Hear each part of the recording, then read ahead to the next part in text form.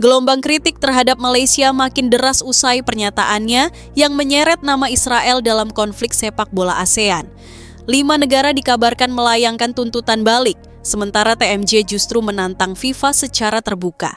Situasi ini membuat posisi FAM makin terpojok di tengah sanksi yang mengancam. Apakah ini akhir dari pengaruh Malaysia di sepak bola Asia Tenggara? Simak laporan lengkapnya, jangan kemana-mana. Yuk, kita bahas. 7 pemain naturalisasi yang selama ini menjadi andalan tim nasional Malaysia dinyatakan ilegal oleh FIFA. Bagi sebagian orang, berita itu terasa seperti petir di siang bolong. Bagi yang lain, seperti sinyal peringatan bahwa ada sesuatu yang jauh lebih dalam dari sekadar kesalahan administratif, krisis integritas di jantung sepak bola Asia Tenggara. Kabar tersebut pertama kali beredar lewat laporan investigasi FIFA yang menyoroti dugaan pelanggaran terhadap pasal 22 Kode Disiplin FIFA, pasal yang melarang pemalsuan atau penggunaan dokumen palsu. Dari penyelidikan itu ditemukan bahwa 7 pemain baru Malaysia tidak memenuhi syarat hukum untuk menjadi warga negara, meski telah membela tim nasional di sejumlah laga resmi. Federasi Sepak Bola Malaysia, FAM, bereaksi cepat. Mereka menyebut temuan FIFA sebagai kesalahan administratif, bukan pelanggaran serius. Namun, laporan resmi FIFA menyatakan sebaliknya. Ada indikasi kuat bahwa proses naturalisasi para pemain tersebut dilakukan dengan dokumen yang tidak sah atau tidak sesuai prosedur imigrasi. Kasus ini tak berhenti di meja penyelidikan. Dalam hitungan hari, ia menjalar ke ruang-ruang rapat EFC, Konfederasi Sepak Bola Asia, dan ke tajuk utama media di seluruh kawasan. Bagi Malaysia, ini bukan sekadar masalah hukum, tapi juga pertaruhan harga diri. Bagi negara-negara tetangga, ini adalah ujian terhadap kejujuran kompetisi. Pertanyaan besar pun muncul, siapa yang pertama kali melaporkan Malaysia ke FIFA? Sejumlah media seperti The Star dan Vietnam Express mengungkap dugaan bahwa laporan awal datang dari Federasi Sepak Bola Vietnam, VFF. Alasannya, di dalam Komite Disiplin FIFA terdapat perwakilan asal Vietnam dan Singapura yang diduga mengetahui kejanggalan dalam proses administrasi pemain Malaysia. Namun, pihak Vietnam membantah keras tuduhan itu. Dalam wawancara dengan Dantri.vfn, salah satu pejabat VFF menyebut, "Kami tidak punya kepentingan untuk menjatuhkan Malaysia. Justru kami menilai ada pihak di AFC yang berusaha melindungi mereka." Pernyataan itu membuka babak baru dalam drama sepak bola Asia Tenggara. Dugaan bahwa kasus ini bukan hanya soal aturan, tapi juga kekuasaan di balik layar. Kecurigaan Vietnam mengarah ke satu nama besar, Datuk Seri Windsor John, Sekretaris Jenderal AFC yang juga warga negara Malaysia. Bagi sebagian pengamat, posisi Windsor yang strategis di struktur AFC membuat keputusan federasi kerap dianggap berpotensi bias, terutama dalam perkara yang melibatkan negaranya sendiri. Mantan Wakil Presiden AFF asal Vietnam, Duong Phu Lam, bahkan menyampaikan kritik terbuka. "Saya tidak mengerti maksud dari pernyataan Sekjen AFC Datuk Seri Windsor." Ia mengatakan tidak akan ada hukuman tambahan untuk timnas Malaysia, padahal pelanggaran itu terjadi di dalam sistem federasi mereka sendiri. Pulam kemudian menyerukan agar negara-negara ASEAN lain, termasuk Indonesia, Thailand, dan Laos, menggugat AFC ke FIFA dan CAS, Court of Arbitration for Sport, jika terbukti ada perlakuan tidak adil. Menurutnya, jika Malaysia tetap dilindungi, maka Federasi-Federasi Asia Tenggara berhak menuntut keadilan melalui jalur internasional. Di Malaysia, tekanan datang bukan hanya dari luar, tapi juga dari dalam negeri sendiri. Kelompok supporter paling militan, Ultras Malaya, menulis pernyataan terbuka di media sosial. "Ini bukan sekadar soal sepak bola, ini penghinaan terhadap marwah bangsa." Mereka menuntut Kementerian Dalam Negeri dan Jabatan Pendaftaran Negara, JPN, bertanggung jawab atas proses naturalisasi yang dinilai serampangan. Bagi para ultras, persoalan ini bukan hanya merusak reputasi tim nasional, tapi juga melukai kepercayaan publik terhadap integritas federasi. Di waktu yang sama, 4 negara lain, Laos, Singapura, Palestina, dan Kirgistan, melayangkan protes resmi kepada AFC. Mereka meminta hasil pertandingan melawan Malaysia dihapus dan meminta diskualifikasi Malaysia dari kualifikasi Piala Asia 2027 karena dianggap menggunakan pemain ilegal. Di tengah kekacauan, satu nama kembali mencuri perhatian publik. Tunku Ismail Ibni Sultan Ibrahim, TMJ, putra mahkota Johor sekaligus tokoh paling berpengaruh dalam sepak bola Malaysia. Begitu banding FAM ke FIFA ditolak, TMJ langsung meledak lewat unggahan di Instagram story-nya. Ia menulis kritik tajam kepada FIFA, bahkan membawa isu Israel dan Palestina untuk menyoroti inkonsistensi lembaga tersebut. Saat FIFA tidak menjatuhkan sanksi kepada Israel, dunia mengutuk FIFA. Tapi ketika FIFA menghukum pemain Malaysia, semua orang memuji. Inilah contoh terbaik dari kemunafikan, tulisnya. Pernyataan itu segera viral. Sebagian publik melihatnya sebagai bentuk pembelaan terhadap kehormatan nasional. Namun sebagian lain menilai TMJ terlalu emosional dan defensif. Ini bukan kali pertama TMJ bersikap keras terhadap pihak luar. Sebelumnya, ia juga pernah melontarkan kritik terbuka kepada Erick Thohir dan Prabowo Subianto.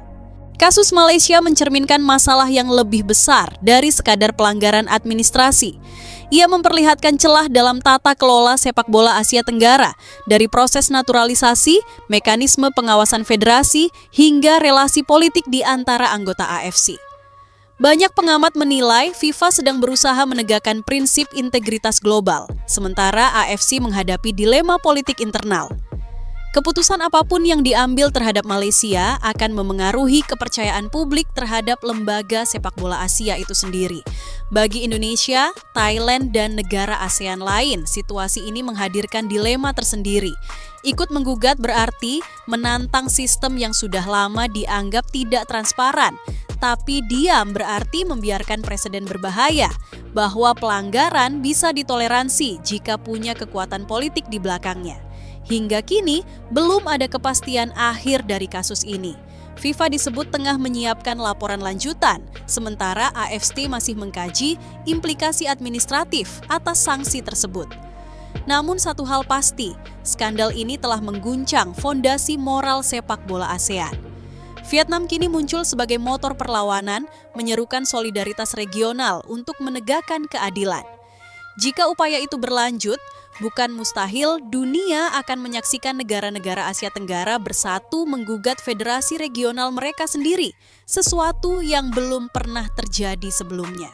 Di balik hiruk-pikuk laporan, komentar, dan sindiran di media sosial, publik hanya bisa berharap agar sepak bola Asia tak lagi ditentukan oleh politik dan kekuasaan, melainkan oleh sportivitas dan kejujuran. Karena pada akhirnya, esensi dari permainan ini tetap sama. Siapa yang benar-benar jujur di lapangan, dialah yang pantas menang. Kasus naturalisasi ilegal Malaysia kini berkembang jauh melampaui batas lapangan hijau. Dari sekadar pelanggaran administratif, isu ini menjelma menjadi persoalan geopolitik olahraga, mencerminkan bagaimana kekuasaan, pengaruh, dan identitas nasional saling bertabrakan di tubuh sepak bola Asia Tenggara. Di tengah upaya FIFA menegakkan aturan global, AFC tampak terjebak dalam dilema diplomatik. Di satu sisi, mereka harus menegakkan disiplin dan kredibilitas organisasi. Di sisi lain, mereka dihadapkan pada tekanan internal dari negara anggota yang memiliki kekuatan politik dan ekonomi besar di kawasan. Sebuah laporan investigatif Nikkei Asia pada Oktober lalu menyebutkan, kasus Malaysia menunjukkan betapa rumitnya hubungan antara etika olahraga dan politik regional di Asia Tenggara. Banyak keputusan strategis AFC tidak hanya dipengaruhi oleh pertimbangan hukum, tetapi juga oleh kompromi antar negara, dan disitulah letak persoalannya. Sepak bola bukan lagi sekadar permainan. Dalam struktur AFC, Malaysia memang menempati posisi strategis. Sekretariat utamanya berada di Kuala Lumpur dan banyak jabatan penting diisi oleh pejabat yang punya koneksi dengan FAM atau entitas bisnis di Malaysia. Bagi sebagian pengamat, hal itu menimbulkan konflik kepentingan yang sulit dihindari. Salah satu analis olahraga Asia, Dr. Nguyen Van Long, menyebut, selama struktur AFC tetap terkonsentrasi di satu negara, akan selalu ada bias dalam pengambilan keputusan. Ini bukan tuduhan personal, tapi persoalan sistemik. Pernyataan itu menggambarkan kegelisahan yang semakin meluas di kalangan Federasi ASEAN. Banyak yang mulai mempertanyakan apakah AFC masih mampu menjaga netralitasnya di tengah kepentingan politik dan ekonomi yang berlapis-lapis. Tak heran bila muncul wacana agar negara-negara ASEAN, terutama Indonesia, Vietnam, Thailand, dan Singapura mendorong reformasi struktural di AFC, termasuk desentralisasi kekuasaan dan mekanisme audit independen terhadap keputusan federasi. Namun, wacana itu tak mudah dijalankan. AFC adalah lembaga yang beroperasi di bawah prinsip konsensus. Perubahan besar hanya bisa terjadi jika mayoritas negara anggota menyetujui, sesuatu yang hampir mustahil tanpa tekanan diplomatik dari luar. Bagi Indonesia, posisi dalam pusaran ini terbilang rumit. Di satu sisi, PSSI ingin menjaga solidaritas ASEAN, terutama setelah hubungan baik dengan Malaysia dibangun kembali dalam beberapa tahun terakhir. Namun di sisi lain, publik nasional menuntut sikap yang lebih tegas terhadap pelanggaran aturan yang mengancam integritas kompetisi. Ketua Umum PSSI Erick Thohir dalam wawancaranya bersama CNN Indonesia menegaskan bahwa Indonesia tidak akan ikut dalam polemik antar negara, tetapi akan mendukung setiap upaya FIFA menjaga transparansi dan keadilan. Sebuah pernyataan diplomatis, menenangkan di permukaan, tapi menyiratkan kehati-hatian politik di belakangnya. Namun, di tingkat publik, suara-suara berbeda mulai bermunculan. Banyak pendukung timnas menilai, jika FIFA sudah membuktikan adanya pelanggaran, maka AFC seharusnya tidak menunda keputusan. Kalau kita diam sekarang, jangan heran kalau nanti kita yang dirugikan, tulis salah satu komentar yang viral di forum sepak bola Indonesia. Skandal Malaysia juga memperlihatkan rapuhnya solidaritas regional di dunia olahraga. Alih-alih menjadi wadah kolaborasi, AFF dan AFC justru tampak seperti arena tarik-menarik kepentingan nasional. Vietnam dan Thailand, dua kekuatan besar sepak bola ASEAN, kini berdiri di kubu yang menuntut transparansi penuh. Sementara Malaysia, dengan dukungan sebagian pejabat AFC, berusaha bertahan dari tekanan yang kian besar. Di tengahnya, negara-negara kecil seperti Laos, Kamboja, dan Brunei memilih diam, takut terseret dalam konflik yang lebih besar. Analis politik olahraga dari Singapore Institute of International Affairs, Lim Jun Wei, menulis dalam opininya di The Straits Times. Apa yang terjadi di AFC hari ini bukan sekadar soal dokumen pemain. Ini soal siapa yang mengendalikan narasi di sepak bola Asia Tenggara dan bagaimana politik negara ikut menentukan siapa yang bersalah dan siapa yang dilindungi. Kata-kata itu menyoroti kenyataan getir. Ketika sepak bola mulai mencerminkan politik, keadilan seringkali menjadi korban pertama. Meski begitu, skandal ini juga memicu sesuatu yang jarang terjadi, seruan kolektif untuk perubahan. Sejumlah federasi ASEAN dikabarkan tengah menyiapkan rancangan koalisi reformasi sepak bola Asia Tenggara yang bertujuan meninjau ulang mekanisme pengawasan AFC dan memperkuat posisi negara-negara kecil dalam pengambilan keputusan. Gagasannya sederhana, agar sepak bola di kawasan ini tak lagi bergantung pada kepentingan segelintir elit. Namun, pelaksanaannya rumit dan berisiko memicu gesekan baru dengan pusat kekuasaan di Kuala Lumpur dan Doha. Beberapa pengamat menyebut inisiatif ini sebagai awal kebangkitan kesadaran regional, sebuah momentum untuk menata ulang sistem yang selama ini berjalan dengan pola diam demi stabilitas. Tetapi, apakah itu akan benar-benar terjadi? Masih tanda tanya besar. Kini, seiring berjalannya waktu, skandal naturalisasi Malaysia menjadi lebih dari sekadar kasus disipliner. Ia menjelma menjadi cermin besar bagi sepak bola Asia Tenggara, memperlihatkan bagaimana kekuasaan, nasionalisme, dan etika bertemu dalam satu garis tipis yang mudah goyah. Kasus ini mengajarkan bahwa di balik semangat rivalitas dan sorak-sorai di stadion, ada sistem yang rapuh, ada keputusan yang bisa dimiringkan oleh kepentingan. Namun juga ada harapan bahwa krisis seperti inilah yang kadang dibutuhkan untuk membuka mata, agar sepak bola ASEAN tidak hanya maju secara prestasi, tapi juga dewasa secara moral.